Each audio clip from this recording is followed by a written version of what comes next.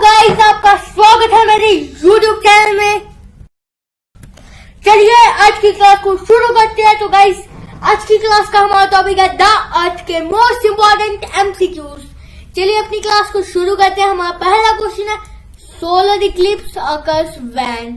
कब होता है हमारा सोलर इक्लिप्स? हमारा ऑप्शन नंबर ए क्या कह रहा है, चलिए पढ़ते हैं। When Earth comes between Sun and Moon. Option number B, Moon is at a right angle to the Earth. And C, Moon comes between Sun and Earth. And option number D, Suns come between Moon and Earth. तो guys इस question को सोचने के लिए मैंने आपको 15 second दिए। तो गाइज क्या कहते हैं, सोलर इक्लिप्स तब होता है जब मून बीच में आ जाता है किसके, अर्थ और सन के। तो मून अर्थ और सन के ऑप्शन नंबर सी में है ये लिखा, when moons come between earth and sun. यहाँ पे मैंने डायग्राम भी आपको दे रखी है। डायग्राम में देखिए ये सन है हमारा एक साइड है अर्थ है एक साइड है ना गाइज, ये बीच में मून। और गाइज आप देख सकते हैं, ये देखिए ये जो लाइट है सन की, ये नहीं जा पा रही है अर्थ तक, और इसी को हम क्या कहते हैं, सोलर इक्लिप्स। इसी को हम सोलर इक्लिप्स कहते हैं। तो गाइज आप देख सकते हैं यहाँ अंधेरा हो गया है ना गाइज, सर्कल से ज्यादा होगा। जैसे देख सकते हैं यहाँ पे पूरा ऐसे अंधेरा लग रहा है ना गाइज, इस टाइप का होता है हमारा सोलर इक्लिप्स। और गाइज क्या आपको जानते हैं, सोलर इक्लिप्स के तुरंत बाद एक डायमंड रिंग बनती है। वो कैसे बनती है गाइज, उसमें होता है ये जो सन के साइड एजिस है ना, इसकी लाइट अर्थ तक पहुंच जाती है, तो वो होती है डायमंड रिंग। उसमें डायमंड टाइप का दिखता है, इसलिए उसे डायमंड रिंग कहा जाता है। ठीक है गाइस, हमारा question number 2, when did lunar eclipse occurs. Guys lunar eclipse कब अकर होता है? Option number A, when moon is between the earth and the sun. Option number B, earth is between the sun and the moon. Option number C, sun is between the earth and the moon. Option number D, the earth is at right angle to the direction of sun and the moon. तो guys हमारे question number 2 का correct answer क्या होगा, lunar Eclipse में अर्थ आ जाती है किन दोनों चीजों के बीच में, सन और मून के बीच में, as shown in the figure. ये देखिए हमारा सन एक साइड है और बीच में आ गई अर्थ, और गाइज यहाँ पे ये हमारा मून के ऊपर पूरी अर्थ की शैडो जा रही है, ये हमारा मून। तो गाइज ये पोर्शन है हमारा अम्ब्रा और ये है पैन अम्ब्रा। अम्ब्रा जहाँ पे ज्यादा डार्कनेस और पैन अम्ब्रा में कम डार्कनेस होती है गाइज। और गाइज चलिए हम अपने क्वेश्चन नंबर 3 में चलते हैं। Question number 3, all planet move around the sun in path, that path is called. Guys इसको मैं पहले आपको बता दूं, वो पाथ किसको कह रहे हैं। वो पाथ जैसे अर्थ अपना रेवोल्यूशन कंप्लीट करती है एक पाथ में, जिसको करने में उसको 365 डेज लगते हैं और मरकरी को लगते हैं 88 डेज। ठीक है गाइस, पाथ क्या होता है मैं आपको समझाता हूँ इस डायग्राम से। जिसे देख सकते हैं, अगर हम ले ले इसको कंसीडर कर ले सन। ठीक है गाइस, ये हमारा सन है, इसके ऊपर येलो मैंने कर दिया थोड़ा बहुत। ठीक है गाइस, ये हमारा सन, और वहीं पे अगर हम देखें सन और पाथ होगा प्लेनेट का, ये देखिए ये होगा प्लेनेट का पाथ। ये सूरज का चक्कर लगाते हैं, ये देखिए यहाँ से प्लेनेट जाएगा और पूरा चक्कर लगा के आएगा। ठीक है गाइस, ये होता है उसका पाथ, और उस पाथ को कहते हैं ऑर्बिट। हर प्लैनेट का अलग ऑर्बिट होता है, और क्या कहते हैं, हर प्लैनेट को इसमें ऑर्बिट में वो रिवॉल्व करते हैं अपने ऑर्बिट में। और गाइस मरकरी को 88 डेज लगते हैं क्योंकि वो सबसे पास है। आप ये भी देख सकते हैं, ऐसे डिस्टेंस बढ़ता जाता है और टाइम भी बढ़ता जाता है, और स्पीड भी अलग अलग होती है। देख सकते हैं ना गाइस आप, ये ऐसे अलग अलग ऑर्बिट होता है। ठीक है गाइस, किसी का लंबा किसी का छोटा। ठीक है गाइस, तो गाइस उसे कहते हैं हम orbit. Option number B should be the correct answer of this question. अगर बात करें हम अपने क्वेश्चन नंबर 4 की, the mean radius of the earth is approximately, earth का जो रेडियस है वो कितना है अप्रोक्सीमेटली गाइस। कुछ बच्चे इसमें ऑप्शन नंबर डी में जाके कंफ्यूज हो जाएंगे और अटक जाएंगे, कहेंगे डी करेक्ट आंसर। लेकिन गाइस आपका जो बच्चे डी कह रहे हैं उनका आंसर गलत हो जाता है। क्यों होता है? क्योंकि यहाँ पे एक वर्ड से क्वेश्चन का मीनिंग चेंज हो जाता है, क्योंकि यहाँ पे रेडियस पूछा है। रेडियस होता है डायमीटर का हाफ, तो रेडियस है 6400 किलोमीटर गाइस। ठीक है, 6400 kilometre should be the correct answer of this question. और गाइस चलिए अपने क्वेश्चन नंबर 5 पे, who proposed constitutional drift theory. तो गाइस ये हमारी अल्फ्रेड वेगनर ने बनाई थी, ऑप्शन नंबर ए। मैंने थोड़ी कोशिश की आपको कंफ्यूज करने की, लेकिन काफी बच्चे तो काफियों को पता ही नहीं होगा, और काफियों को जिनको पता होगा वो थोड़े कंफ्यूज भी हो गए होंगे गाइस। अब इसकी थ्योरी क्या थी? अल्फ्रेड वेगनर की थ्योरी क्या थी कि ये हमारी अर्थ रही, ये हमारी अर्थ है ना, थोड़ा सा गलत हो गया, हाँ ये अर्थ है हमारी, और इसके ऊपर ना बस एक ही लैंड है, बस इसके ऊपर एक ही वो लैंड है, मतलब एक ही कॉन्टिनेंट है, एक ही कॉन्टिनेंट है इस पूरी अर्थ के ऊपर। मतलब सारे कॉन्टिनेंट जो है हमारे अभी के वो जुड़े हुए हैं एक ही कॉन्टिनेंट के रूप पे। चलिए आपको मैं 20 सेकेंड्स दे रहा हूं, बताओ उस कॉन्टिनेंट को क्या कहते हैं। अल्फ्रेड वेगनर की थ्योरी के हिसाब से उस कॉन्टिनेंट को क्या कहते हैं जब सारे कॉन्टिनेंट एक हो। अब तो वैसे 7 कॉन्टिनेंट्स है, तो गाइस पेंगा कहते हैं उसको, उस अकेले कॉन्टिनेंट को। मतलब इसकी अल्फ्रेड वेगनर की थ्योरी थी कि पहले अर्थ की स्टार्टिंग में सिर्फ एक पेंगा था, बाकी सब जगह पानी था। बाद में कॉन्टिनेंट टूट के बिखर गए, और इसका सबूत इस टाइप से बनता है क्योंकि हर कॉन्टिनेंट जो है ना गाइस, ऐसे कुछ कॉन्टिनेंट के कुछ पार्ट जुड़ते रहते हैं। अगर आप अपने एटलस में देखोगे तो इंडिया आपको यूरोप वाली साइड से दिख जाएगा, नॉर्थ अमेरिका वाली साइड जुड़ा हुआ। तो इसकी थ्योरी इस टाइप से बताती है कि अब ये अलग अलग हो गए हैं 7 कॉन्टिनेंट्स के नेम भी आपको याद होने चाहिए।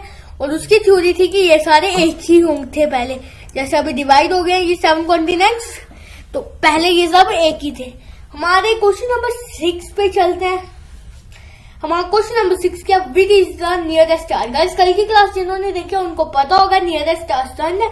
और गाइस अगर मैं सन डाल देता ना, फिर भी अभी आधे बच्चे कंफ्यूज हो जाते जो नहीं देख रहे होंगे क्लास, लेकिन पुराने बच्चों को पता होगा कि सन जो है वो नियरेस्ट स्टार है। लेकिन गाइस यहाँ पे सन ऑप्शन में नहीं है, तो दूसरे सन के अलावा कौन सा नियरेस्ट स्टार है ये आपको मैंने पिछली क्लास में ये भी बताया था। तो सन के अलावा जो हमारा नियरेस्ट स्टार है ना गाइस, वो है प्रॉक्सिमा सेंचुरी, और सीरियस ब्राइटेस्ट स्टार है। ठीक है गाइस, सीरियस ब्राइटेस्ट स्टार है। और गाइस अगला क्वेश्चन है ratio of earth and moon diameter. काफी बच्चों ने इसका 1:4 कर दिया, लेकिन गाइस ध्यान से पढ़िए क्वेश्चन को जो है ध्यान से पढ़ना। Ratio of earth and moon, अगर यहाँ पे मून एंड अर्थ होता तो 1:4 होता, लेकिन यहाँ पे अर्थ एंड मून है जो कि है 4:1 रेशियो डायमीटर की। 4:1 is the ratio of moon and earth diameter guys.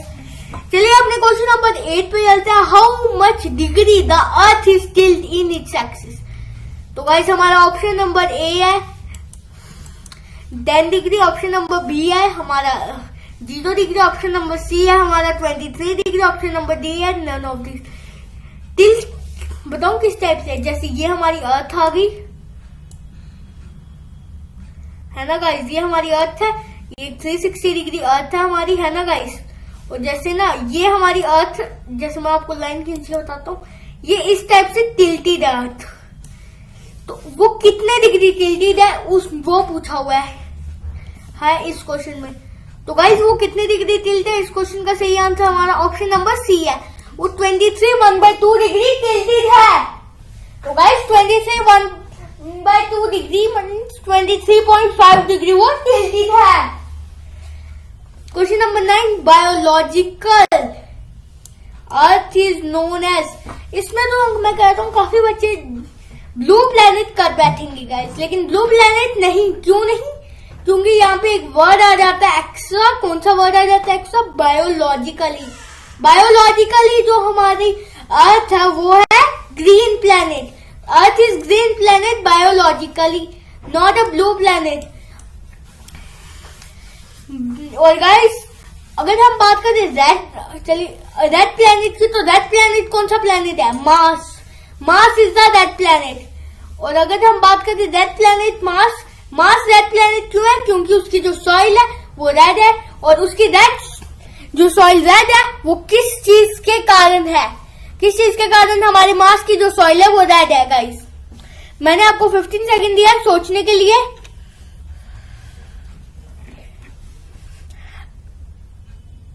तो गाइस आयरन के कारण, आयरन ऑक्साइड के कारण जो हमारा मार्स है उसकी जो सॉइल है वो हमारी रेड कलर की हो जाती है। आयरन ऑक्साइड के द्वारा ये भी पूछ लेता। और गाइस आयरन ऑक्साइड के द्वारा एक हमारा ब्लड भी रेड है, ब्लड में भी हमारा आयरन ऑक्साइड है। आयरन ऑक्साइड हमारे ब्लड में और मार्स की सॉइल में दोनों है, इसलिए आयरन ऑक्साइड के कारण हमारा जो मार्स है वो कौन से कलर का है? रेड प्लैनेट इसीलिए कहा जाता है। उसकी वो रेड कलर का दिखता है, इसलिए उसे रेड प्लैनेट कहा जाता है गाइस। और अगला क्वेश्चन मैं आपसे पूछता हूँ, किस प्लैनेट पे लाइफ के सबसे ज्यादा चांस है? अर्थ के अलावा किस प्लैनेट के पास सबसे ज्यादा लाइफ के चांस है गाइस? तो अगर हम देखें तो अभी हमारा चंद्रयान किस प्लैनेट पे, चंद्रयान नहीं सॉरी गाइस,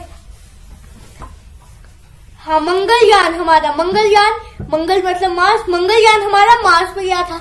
और मंगलयान ने हमें एक इमेजेस भेजी कुछ, उस इमेजेस में ऐसी चीज मिली जिससे लाइफ के सबसे ज्यादा चांस कौन से प्लैनेट पे हो गए?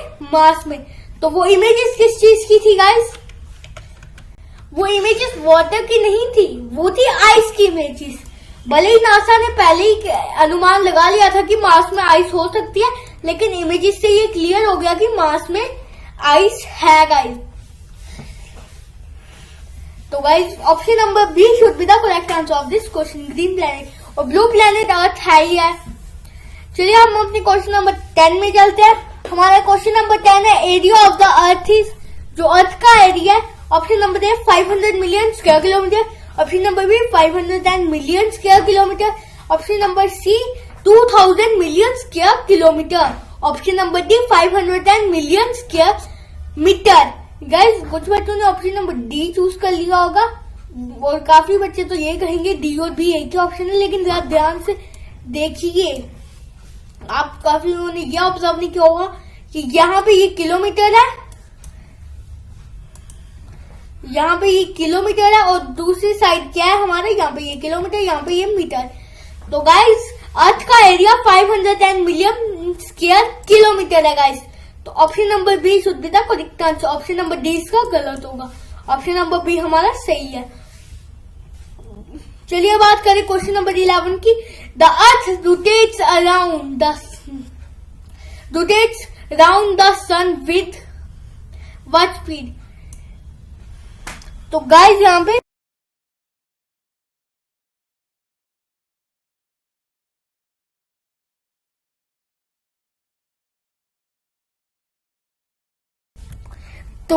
उसकी स्पीड कितनी है गाइस?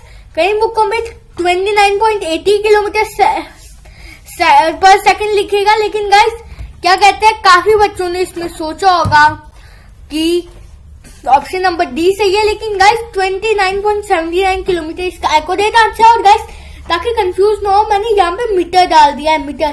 तो ऑप्शन नंबर डी तो हो ही नहीं सकता, ऑप्शन नंबर डी इसी से गलत हो गया। तो option number B should be the correct answer of this question. चलिए गाइस अपने क्वेश्चन नंबर 12 पे चलते हैं। What percentage of earth is covered with water? Earth की कितनी परसेंटेज वाटर से कवर्ड है? तो गाइस कुछ बुक्स में लिखा हुआ है 2/3, वो अप्रोक्सीमेटली जाते हैं 2/3। यहाँ पे पूछ लिया कि परसेंटेज में कितना पार्ट। तो guys 71% of Earth's surface is covered with water. 70 और गाइस 29% हमारी क्या है? लैंड है। 29% हमारी लैंड है और 71% हमारी वाटर है गाइस। और गाइस इसीलिए तो अर्थ को कौन सा प्लेनेट कहा जाता है? ब्लू प्लेनेट कहा जाता है, क्योंकि उसमें ज्यादा वाटर है। और ग्रीन प्लेनेट उसे बायोलॉजिकली कहा जाता है। Question number 13, what is the reason of climate change? Rotation कभी भी क्लाइमेट चेंज का रीजन नहीं है, तो ऑप्शन नंबर ए हमारा यहाँ से गलत हो जाता है। और ऑप्शन नंबर बी रेवोल्यूशन एक रीजन है, लेकिन यहाँ पे ऑप्शन नंबर सी में पढ़ेंगे रेवोल्यूशन एंड इंक्लिमेशन बोथ, ये दोनों रीजन है वेदर चेंजिंग के। रेवोल्यूशन भी है और इंक्लिमेशन भी है, ये दोनों रीजन है वेदर चेंजिंग के अर्थ की। तो मोस्ट प्रेफरेबल आंसर होगा option number C. Option number C should be the correct answer. बात करें हम क्वेश्चन नंबर 14 की, which is the smallest planet in our solar system? हाँ, हमें पता है स्मॉलेस्ट प्लेनेट मरकरी है, लेकिन हमारा अगला क्वेश्चन मैं पूछता हूँ, विच is the largest planet in our solar system? तो लार्जेस्ट प्लेनेट है हमारा जुपिटर। और सेकंड लार्जेस्ट प्लेनेट, तो गाइस जो हमारा सेकंड लार्जेस्ट प्लेनेट है वो है सैटर्न। और गाइस अगर हम वेट में भी बात करें तो वेट में भी सबसे ज्यादा वेट किस प्लेनेट का? जुपिटर का। सेकंड नंबर पे वेट भी सैटर्न का ही है गाइस। और गाइस हमारा क्वेश्चन नंबर 15 है, Nix and Hydra are the satellite of which planet? तो guys Nix and Hydra satellite है प्लूटो की, लेकिन अब प्लूटो एक प्लेनेट नहीं, वो एक ड्वार्फ प्लेनेट है। तो गाइस हमारा अगला question, how much time did sunlight take to reach earth? Guys इसमें कुछ बच्चे कंफ्यूज हो जाएंगे, 5 मिनट 16 सेकंड, क्योंकि वो क्या ढूंढ रहे हैं आंसर? वो ढूंढ रहे हैं ऐसा आंसर 8 मिनट 16 सेकंड, जो कि मेरे ऑप्शन में उन्हें मिलेगा ही नहीं। गाइस अगर आप कुछ बच्चों ने ध्यान दिया होगा 496 सेकंड, अगर आप देखेंगे क्या कहते हैं, अगर हम देखें 8 मिनट, तो अगर हम उसे सेकंड में करेंगे तो 8 इंटू 60 हो गया, तो उसका आंसर क्या आएगा? 480। वहीं पे अगर हम 480 में प्लस करेंगे 16 सेकंड, तो क्या आंसर आएगा हमारा? यहां से आ जाएगा 496। तो इस अर्थमेटिक से 496 सेकंड भी इसका सही आंसर है। तो क्या हमारा सही आंसर हो गया? डी। तो गाइस घबराना नहीं है, सारे ऑप्शंस को रीड करना है, सोचना है, ऐसे नहीं कि हमने 8 मिनट पर है 5 मिनट भी हो सकता है, कंफ्यूज नहीं होना है गाइस। चलिए हम अपने क्वेश्चन नंबर 17 पे चलते हैं। What is the speed of light? कुछ बच्चों ने ऑप्शन नंबर डी किया, लेकिन काफी उनको पता है। 3 इंटू 10 की power 8 metre per second. 3 into 10 की power 8 metre per second speed की लाइट की स्पीड है। और guys how much time the Jupiter is larger than earth? तो वो 11 टाइम्स लार्जर है अर्थ से हमारी। और गाइस क्या आपको पता है जुपिटर एक गैस जॉइंट है? और आपने भी देखा होगा जुपिटर में एक ऐसे गोल सा आपको दिखता है फोटोज में, गाइस वो एक साइक्लोन है जुपिटर का। जैसे जुपिटर को आप देखते हैं ना, वहां पे आपको एक गोल सा ऐसे दिखता है, वो उसका एक साइक्लोन है जुपिटर में। यहाँ पे आपको दिखता है ऐसे गोल सा, वो एक साइक्लोन है जुपिटर का, ठीक है गाइस, ये भी याद रखना। उसमें जुपिटर में एक साइक्लोन है जो हमें दिखता है। एज ऑफ अर्थ, ये काफी को नहीं पता होगा कि अर्थ की एज जो है वो हमारी 4.54 बिलियन है। लेकिन मैं अगला क्वेश्चन आपसे पूछ रहा हूँ, मून की एज कितनी है? What is the age of moon? तो गाइस मैं आपको इस क्वेश्चन के लिए 30 सेकंड ऑफर कर रहा हूं।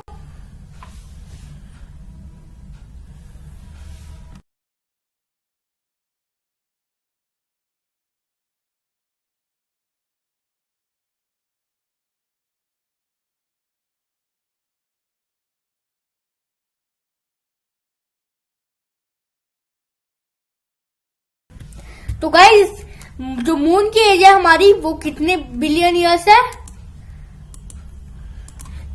4.53 बिलियन ईयर्स है। 4.53 बिलियन ईयर्स है हमारी मून की एज, ठीक है गाइस। चलिए हम अपने last question, rank of earth size wise, तो अर्थ की रैंक 5th है साइज में। और गाइस अर्थ सबसे डेंस प्लैनेट है। Earth is the densest planet among all the planets in our solar system. और गाइस मैं आपसे एक क्वेश्चन पूछ रहा हूँ कि अर्थ वो जो सन हमारे सोलर सिस्टम का कितना मटेरियल है?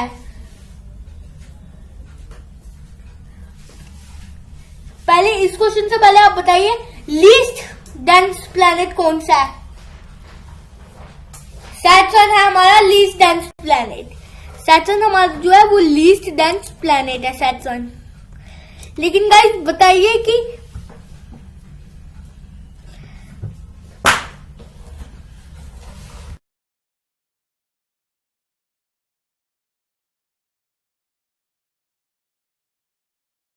तो गाइस मैंने जो पहले क्वेश्चन पूछा था सन गैलेक्सी का कितना पार्ट है, सोलर सिस्टम का कितना पार्ट है? तो गाइस सन सोलर सिस्टम का 99.6 पार्ट करता है गाइस, 99.6। आप इसी से समझ सकते हैं कि सोलर सिस्टम में सन का साइज कितना बड़ा है। तो गाइस जिन्होंने मेरी 100 MCQs की मैराथन नहीं देखी है, मैंने उस क्लास को मैं इस वीडियो में पिन कर दूंगा। और गाइस प्लेलिस्ट मेरे चैनल को सब्सक्राइब कर दीजिए और प्लेलिस्ट पे जाके आप देख सकते हैं हमारी हिस्ट्री जो हमने 3 पार्ट में कंप्लीट किया, मैंने उनकी प्लेलिस्ट बना दी हुई है, तो आप वो भी एक्सेस कर सकते हैं चैनल को सब्सक्राइब करके चैनल पे जाके। और गाइस और अगर मैं इसके साथ मैं आपको मेरी एशियन इंडिया की प्लेलिस्ट जोड़ दूंगा। Thanks for watching.